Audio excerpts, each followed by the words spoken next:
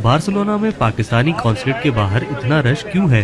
क्योंकि स्पेन ने 5 लाख गैर रजिस्टर्ड तारकीन वतन को रिहाइश की कानूनी इजाजत देने का ऐलान किया है और इस मंसूबे से फायदा उठाने के लिए ये सब अपने दस्तावेजात फौरन मुकम्मल करना चाहते हैं। बहुत फर्क पड़ेगा। मैं अपने आबाई मुल्क का सफर कर सकूंगा, अपने वालिदैन से मिल सकूंगा और कानूनी तौर पर यहाँ काम कर सकूंगा। इस तरह मैं टैक्स अदा कर सकूंगा और मुस्तकिल रिहाइश के लिए दरख्वास्त जमा करवा सकूंगा।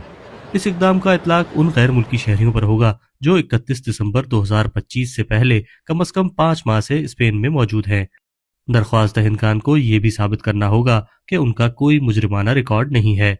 अगर उनकी दरख्वास्त मंजूर हो गई तो उन्हें तौसी के इम्कान के साथ 1 साल का रिहायशी इजाजतनामा मिलेगा।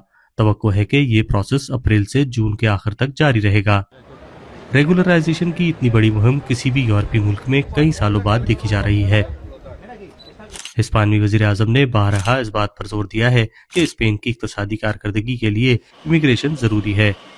स्पेन की बाएं बाजू की हुकूमत ने शाही फरमान के जरिए इस मंसूबे को पार्लियामेंट से बाईपास करने की इजाज़त दी थी।